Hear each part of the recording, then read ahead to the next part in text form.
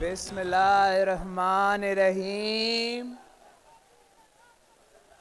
नारे तकबीर, नारे रिसालत,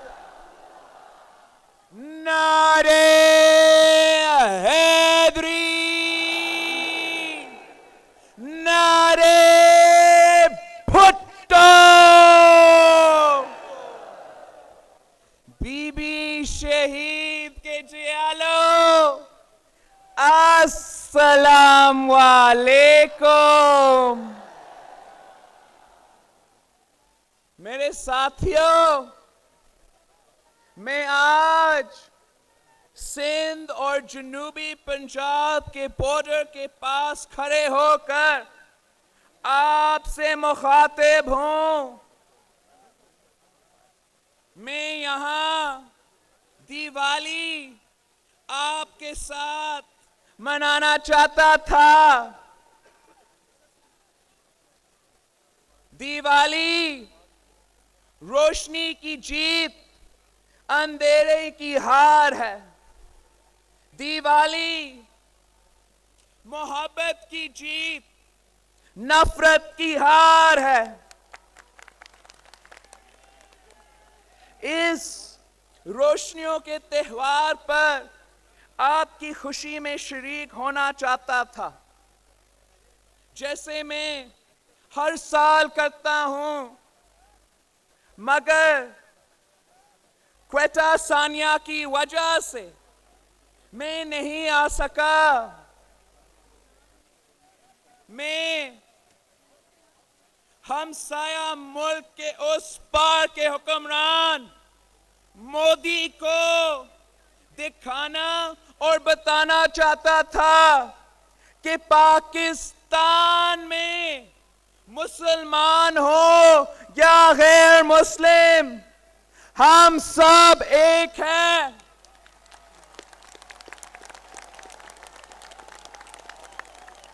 ये हम सब का मुल्क है। हम सिंधु सिविलाइजेशन का औलाद है। हम मोहिंजोदारो के वारिस हैं। हम जिन्ना के पैरोकार हैं। हम पाकिस्तान हैं। हम बाबुल इस्लाम के रहने वाले हैं। हम लोगों को तकसीम नहीं करते। हम अमन चाहते हैं। हम जमहूरियत चाहते हैं। हम मुहिब्बे वतन लोग हैं। मैं पूरी दुनिया को बताना चाहता हूं, हम रंग, नस्ल और ज़बान और जिन्स की बुनियाद पर तफरीक नहीं करते। ये है जिन्ना का पाकिस्तान। ये है भुट्टो का पाकिस्तान। ये है बेनज़ीर पाकिस्तान। पहले नवंबर को उनकी बरसी थी, जिन्होंने अपनी शेरी से, अपने राग से इंसानियत का पैगाम फैलाया।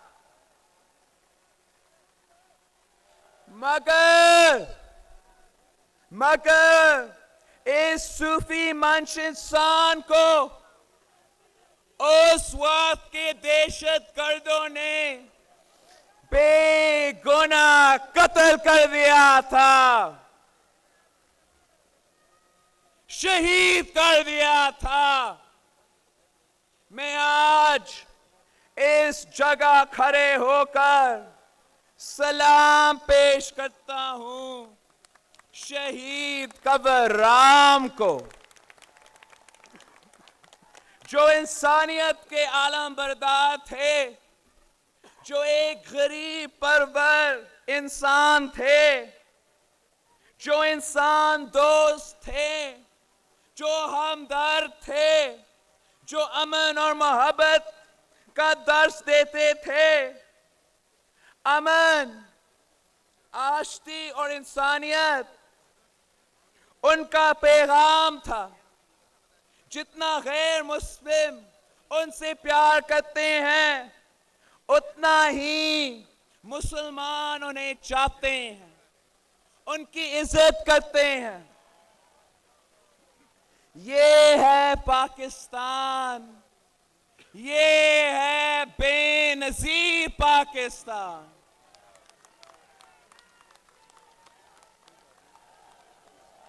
और इस पाकिस्तान के लिए हम जिदोजहद कर रहे हैं। साथियों, पाकिस्तान पीपल्स पार्टी की जिदोजहद की एक तारीख रही है। हमने हमेशा पिसे हुए तबकात के लिए जिदोजहद की है। हमारी जिदोजहद हारियों और मजदूरों के लिए है। हमारी जिदोजहद गरीबों के लिए है। हमारी जिदोजहद बेरोजगारों के लिए है। हमारी जिदोजहद औरतों और अक़लियतों के लिए है। हमारी जिदोजहद दहशतगर्दी को जड़ से खत्म करने की है। और हमारी जिदोजहद इस्लाम के अमन के पैगाम की है। मैं पिछले दिनों क्वेटा गया था।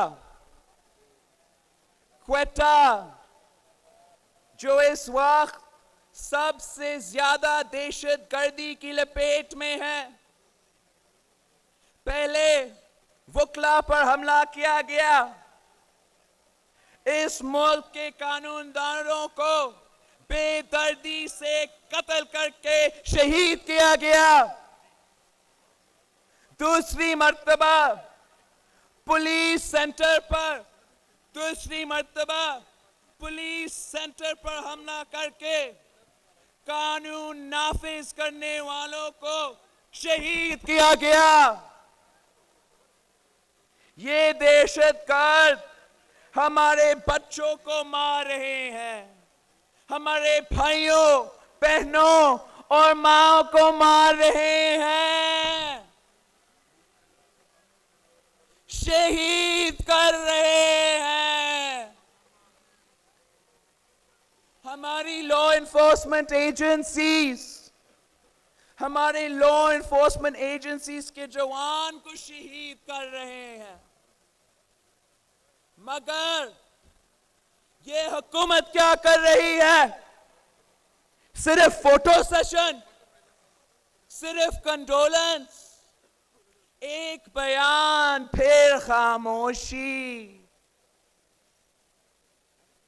चंद दिनों के बाद भुला दिया जाता है कि कोई बड़ा सानिया भी हुआ था। ना कोई इन्वेस्टिगेशन, ना कौम को पता चलता है कि असल दहशतगर्द कौन थे, कहां से आए थे, सहूलतकार कौन थे, फाइनेंसर्स कौन थे। सब कुछ भुला दिया जाता है। एक और सानिया का इंतजार किया जाता है। सुनो लोगों,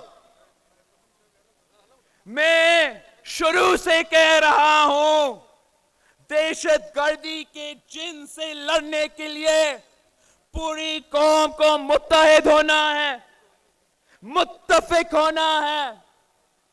मगर इस हुकूमत में ना तो वो एहलियत है और ना वो नीयत है।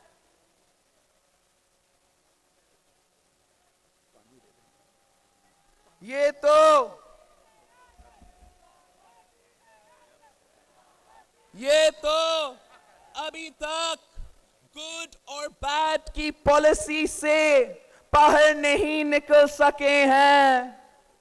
इसलिए मैं पार्लिमानी नेशनल सिक्योरिटी कमेटी को रिकॉन्स्टिट्यूट करने का मुतालबा करता हूं।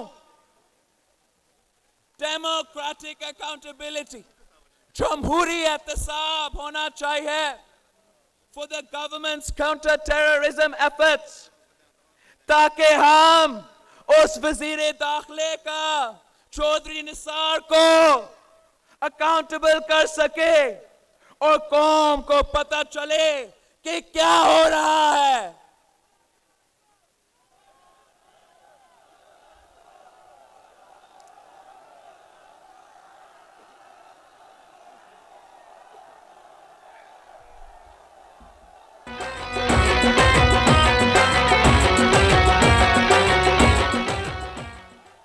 मियां साहब, सुन रहे हो? इस वक्त कौमी यकजहती की जरूरत है, मगर आपकी बदतरीन हुकूमती पॉलिसीज ने कौम को मुंतशिर कर दिया है। अफसोस कि आप अपनी नाक से आगे नहीं देखते। मियां साहब, ये मुल्क है, कारोबार नहीं। ये अवाम है, अवाम है, बेचने और खरीदने का माल नहीं।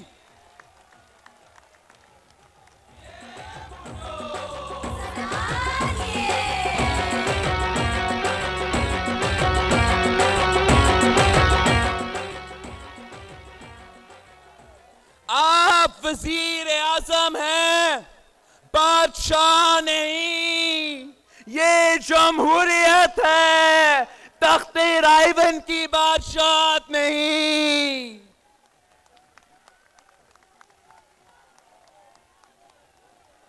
एक तरफ लोग गरीब से गरीब तर होते जा रहे हैं और दूसरी तरफ आप दौलत के अंबार लगाते जा रहे हो। मियां साहब, मैं ये इल्जाम नहीं लगा रहा, मेरा चाचा इमरान भी ये इल्जाम नहीं लगा रहा।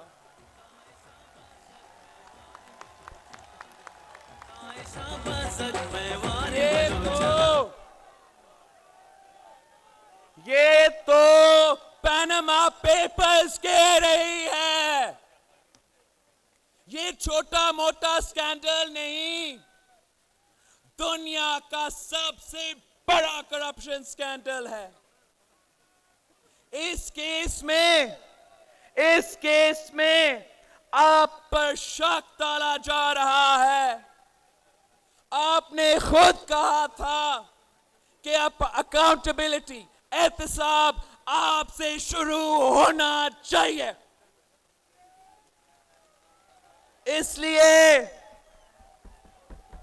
इसलिए आपको तो जवाब देना होगा। आपने कभी जवाब नहीं दिया, कभी भी नहीं दिया। सस्ती रोटी स्कैंडल हो, येलो कैब स्कैंडल हो, दानिश स्कूल स्कैंडल हो, अस्कर खान केस या मेहरान बैंक स्कैंडल हो, नंदीपुर स्कैंडल हो, हबीदिया पेपर मिल स्कैंडल हो, मॉडल टाउन का मैसेकर हो, या दुनिया का सबसे बड़ा करप्शन स्कैंडल पनामा पेपर्स हो, तुम कत्ल करो हो या किरामात करो, मगर अब आपको हिसाब देना पड़ेगा। पनामा पेपर्स पे जमहूरी एहतसाब होनी पड़ेगी। एतजाज एहसन के पैनामा पेपर्स बिल पास करना पड़ेगा, वरना जुडिशियल कमीशन नहीं चल सकेगा। अगर जुडिशियल कमीशन नहीं चलेगा, मैं आपको खबरदार करता हूं, मैं आपको खबरदार कर रहा हूं कि आपकी हुकूमत भी नहीं चलेगा, नहीं चलेगा, नहीं चलेगा।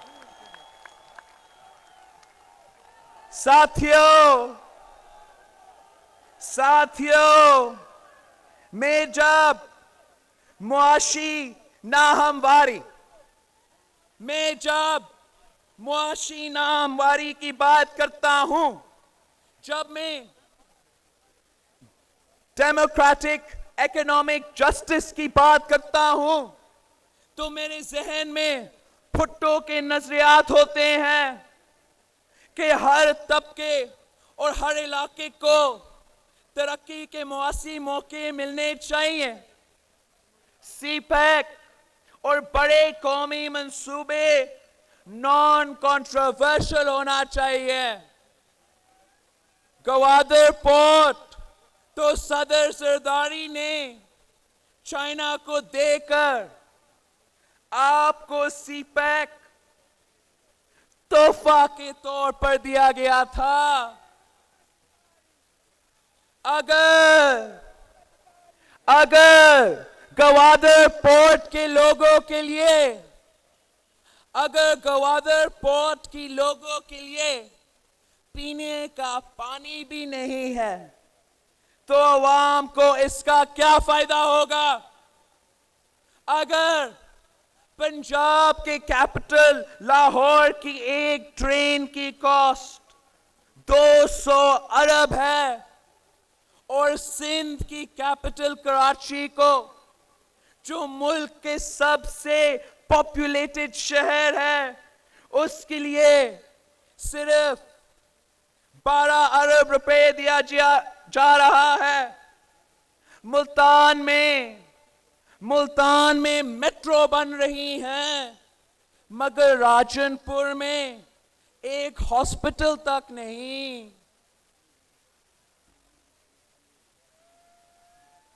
आपने कभी थर के बारे में सोचा, जहां कहत है आपने खुद मुझसे वादा किया था, मगर आज तक आपने 1 टका भी थर पर खर्च नहीं किया। अगर आप एक इलाके को सबसे ज्यादा तरक्की देंगे और दूसरे इलाकों को बिल्कुल नजरअंदाज करेंगे, तो इस तरह वफाक कमजोर होगा। अगर वफाक कमजोर होगा तो मुल्क का इत्तेहाद खत्म हो जाएगा। मैं वफाक को बचाना चाहता हूं, मैं मुल्क को बचाना चाहता हूं। मैं मोदी का साजिश को नाकाम बनाना चाहता हूं। मैं चाहता हूं मियां साहब, जिस प्रोजेक्ट को यूनिटी का जामिन होना चाहिए था, उसको आपने कंट्रोवर्शियल बना दिया है। आपकी वजह से ये गलत परसेप्शन सीपैक के बारे में बन रहा है। कौमी मंसूबे का बुरा परसेप्शन बन रहा है। सदर जरदारी ने सीपैक पर एपीसी बुलाकर एक यूनिटी बनाई थी। इसलिए मैं कहता हूं, सदर जरदारी की सीपैक एपीसी पर अमल करे। हर कौमी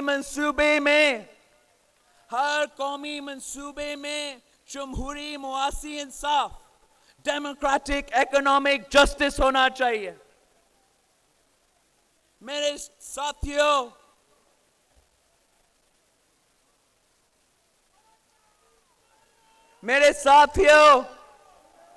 आज सरहदों की क्या हालात है, एलओसी और वर्किंग बाउंड्री पर क्या हो रहा है। रोजाना गोले बरस रहे हैं, बेगुनाह शहीद किया जा रहे हैं, औरतें और बच्चे जख्मी हो रहे हैं। ईस्टर्न बॉर्डर हो या वेस्टर्न बॉर्डर्स गर्म होते जा रहे हैं। कश्मीर में हमारा कश्मीर में जो जुल्म हो रहा है, उस पर आप इंटरनेशनल कम्युनिटी की हमायत लेने में नाकाम रहे हो। आपकी वजह से पाकिस्तान दुनिया में तन्हाई का शिकार होता जा रहा है। मोदी साजिश कर रहा है, लेकिन हुकूमत, वजीर आजम चुप है। यूनाइटेड नेशंस को बताएं कि पंजाब के खुले मैदान में दरअंदाजी तो हो ही नहीं सकता। तो मोदी सरकार किस बात पर जंग का मुहाल बना रहा है। हम मुतालबा करते हैं कि फौरी तौर पर एक डेमोक्रेटिकली अकाउंटेबल फॉरेन मिनिस्टर लगाया जाए। मोदी की यारी में हमें नहीं पता आपको क्या फायदा मिला। आपके इस अमल के बाद मोदी जैसा शख्स इस्लामी ममालिक में जलसा भी करते हैं और बड़े बड़े एजाज से भी नवाजा जाता है। मगर दुनिया और खास तौर पर इस्लामी दुनिया में कश्मीर पर पाकिस्तानी मौकिफ को बहुत बड़ा नुकसान पहुंचाया है। ये सब कुछ सिर्फ आपकी वजह से हो रहा है। मुझे हैरत तो इस बात पर होती है कि 3 मर्तबा होने वाले वजीर आजम को 3 साल में एक भी फॉरेन मिनिस्टर नहीं मिला। अफसोस मियां साहब, अफसोस। मियां साहब जाकर फॉरेन ऑफिस का रिकॉर्ड्स ढूंढे, पुराना फॉरेन मिनिस्ट्री और एक्सपर्ट से पूछे कि कायदे अवाम शहीद जुल्फिकार अली भुट्टो ने 1971 की जंग के बाद किस तरह कब्जा किया हुआ 5000 स्क्वायर मील्स वापस लिया था। किस तरह कायदे अवाम शहीद जुल्फिकार अली भुट्टो ने 90,000 जंगी कैदी हिंदुस्तान की कैद से रिहा करवाया। जाए मालूम करे कि पाकिस्तान के हमसाया हो या इस्लामी दुनिया, यूरोप हो या अमेरिका, शहीद मोहतरमा बेनजीर भुट्टो ने कैसा बराबरी की बुनियाद पर अपनी कौम के ताल्लुकात बनाए थी। किस तरह पाकिस्तान को दुनिया में मुमताज मुकाम दिलाया था। आपने तो बेड़ा गर्क कर दिया है। अगर आप सी पैक को मुंतजाना करना चाहते हैं, हाँ, अगर आपने मोदी को खुश करना है। अगर आप अफगानिस्तान के साथ ताल्लुकात खराब करना चाहते हैं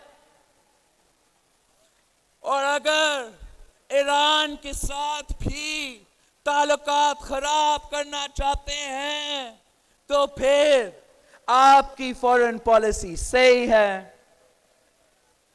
पिछली 3 साल से मुल्क बगैर वजीरे खारजा के चल रहा है। पिछले 3 साल से मुल्क एक इनकॉम्पिटेंट वजीर आजम चला रहा है। साथियों, ये फॉरेन पॉलिसी तो क्या हर शोबे में नाकाम है। नाकाम नाकाम नाकाम।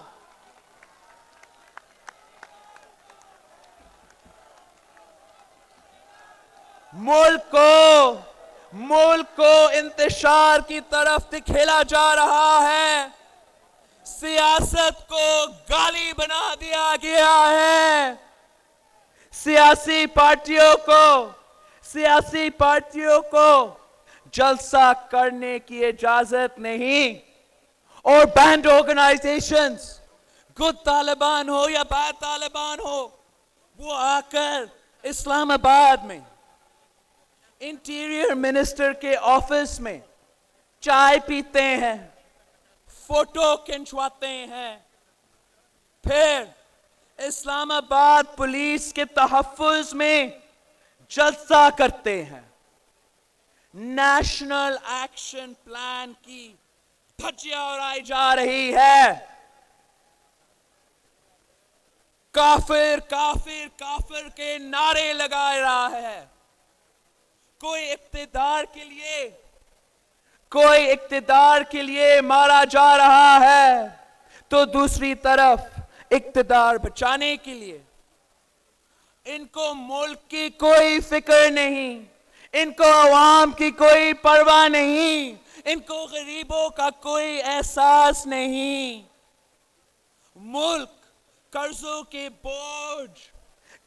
के बोझ तले दबता जा रहा है। गुर्बत और बेरोजगारी बढ़ती जा रही है। महंगाई आसमान से बातें कर रही है। दहशतगर्द नाम बदल कर हमले कर रहे हैं। फेडरेशन को कमजोर किया जा रहा है।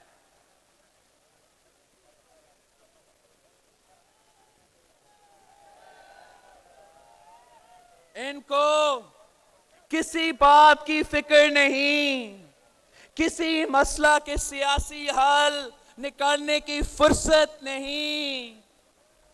हर कोई अपनी जिद पर अटका हुआ है। इनको सिर्फ और सिर्फ इक्तिदार की लालच है, और वो भी अपनी जाती इक्तिदार। अवाम तो इनके एजेंडा का हिस्सा ही नहीं। गरीब को तो ये करीब ही नहीं आने देते। किसान किस हाल में है? ओकारा से लेके लाहौर तक किसानों को दहशतगर्दी के नाम पर गिरफ्तार किया जा रहा है। मजदूरों किस तरह गुजारा करते हैं? चूल्हे नहीं जल रहे हैं, इनको मालूम ही नहीं। बेहुदा इल्जाम लगाना, अगर उनको मालूम है तो गाली देना। बेहुदा इल्जाम लगाना, झूठा प्रोपेगेंडा करना, झूठ पर झूठ बोलना। और दूसरी तरफ दूसरी तरफ मेरा मेरा चाचा इमरान है। चाचा चाचा अब बहुत हो चुका है। मैंने बहुत बर्दाश्त किया है, अवाम ने बहुत बर्दाश्त किया है। आप रोजाना स्टेज पर खड़े होकर झूठे इल्जामात लगाते हो। आपने मेरी मां शहीद मोहतरमा बेनजीर भुट्टो पर भी इल्जामात लगाए थे। लाइट्स नहीं है स्टेज पे, आपने लाइट्स का बंदोबस्त नहीं किया, ये क्या तैयारी है? यहां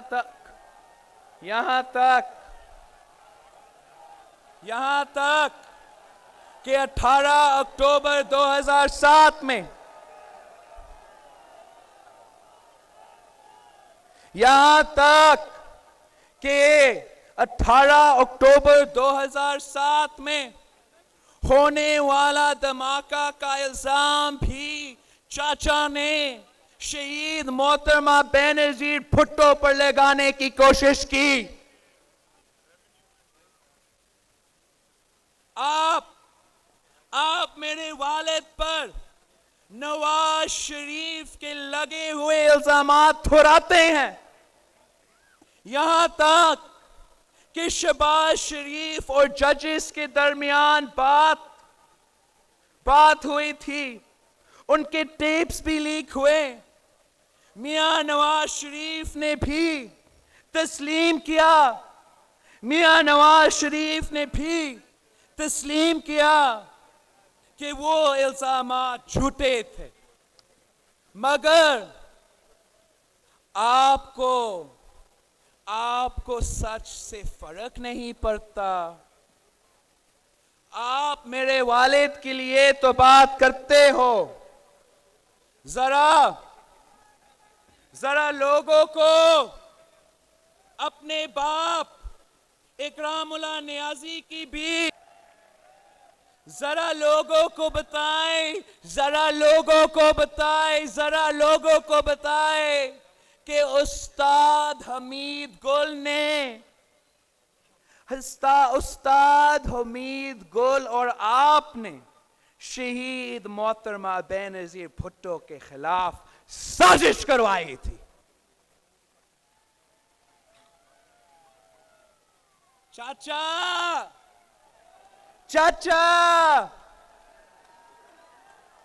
जरा लोगों को बताए अंकल पाशा ने आपका कितना मदद किया था।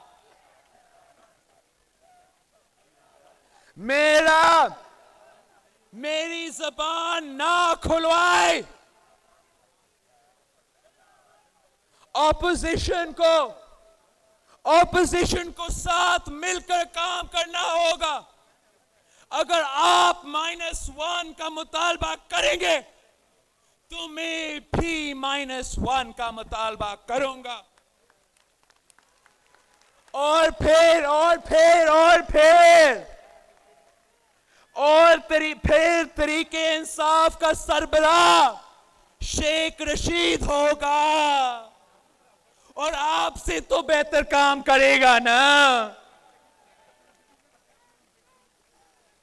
सुनो साथियों, ये सब इक्तदार की लालच में अंधे हो चुके हैं। मुल्क शदीद क्राइसिस में है। मैं इस इक्तदार की अंधी लड़ाई में नहीं पड़ना चाहता। सियासतदानों का काम मुल्क को क्राइसिस से निकालना होता है। सियासतदानों का काम रास्ते बंद करना नहीं, रास्ते बनाना होता है। इसलिए पाकिस्तान पीपल्स पार्टी ने 4 मुतालबा किया है। एक, democratic accountability for terrorism. Jamhuri Ehtisab. 2. Jamhuri Ehtisab for Panama. 3. Jamhuri economic justice for our economy, for our national projects like CPEC. Or a democratically accountable foreign minister. Mia Saab, मैं फिर आपको warn करता हूं कि हमारे ये 4 मुतालबा मान ले, वरना जो भी नुकसान होगा वो आपका होगा। आपने ही मुल्क को इस क्राइसिस में धकेला है। आपकी जिद ने मुल्क को इस हालात में पहुंचाया है। 2014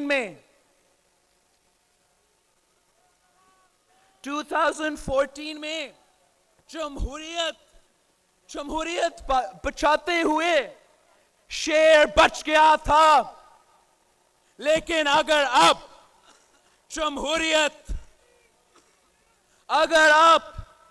जमहूरियत बचनी है तो शेर का कुर्बानी जरूरी है।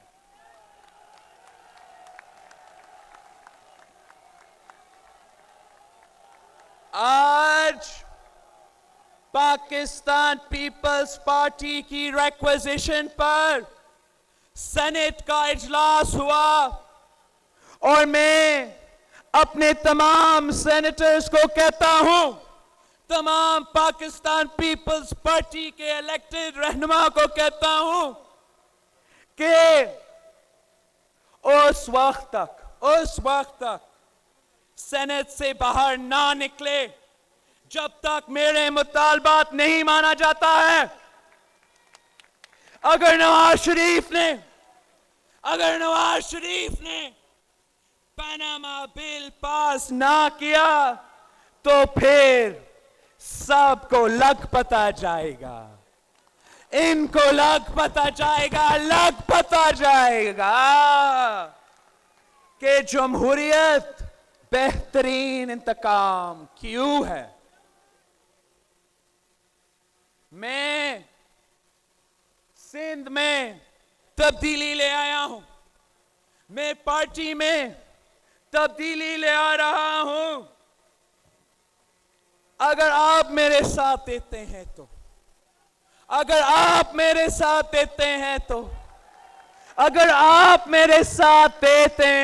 तो इंशाअल्लाह ताला हम मिलकर पाकिस्तान में भी तब्दीली ले आएंगे।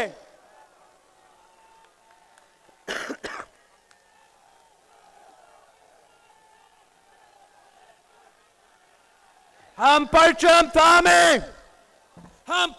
थामे भुट्टो का,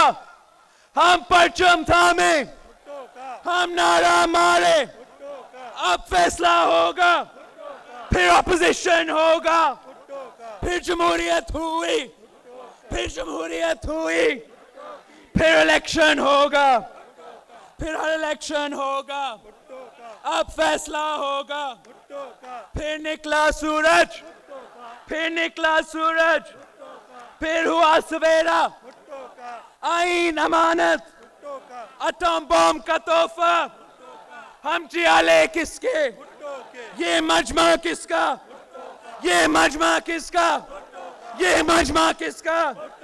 दीवाने किसके, परवाने किसके, हम सिपाही किसके, हम जवान किसके, हम फौज किसकी, ये जान किसकी।